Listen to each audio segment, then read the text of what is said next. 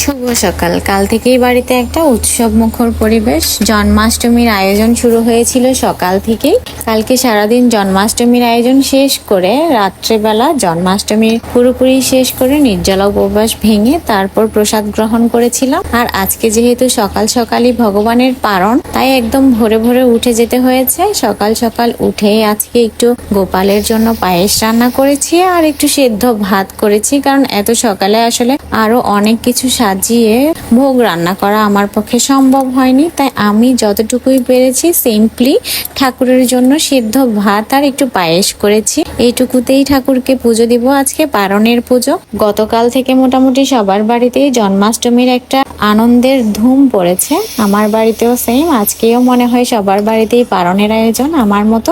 কে কে কিভাবে জন্মাষ্টমীর পালন করছেন বা ভগবানকে কে কিভাবে ভোগ নিবেদন করছেন, সকলেরই সবকিছু আমি ফেসবুকে স্ক্রলিং করতে গেলে দেখি। আমি খুব একটা বিশেষ কিছু পারিনি, অল্পতেই করেছি। জানি না ভগবান সন্তুষ্ট হবে কিনা, তবে আমি জানি এবং মানি যে ভক্তি ভরে মন থেকে যদি কোনো কিছু করা হয় সেটা অতি সামান্য হলেও ভগবান সেটা গ্রহণ করেন। তাই আমিও শুদ্ধ মনে অতি সামান্য কিছু ভগবানের জন্য নিবেদন করব। সকাল সকাল স্নান করেই তাই রান্নাঘরে চলে এসেছি। সামান্য কিছু আয়োজন শ্রীকৃষ্ণের জন্য।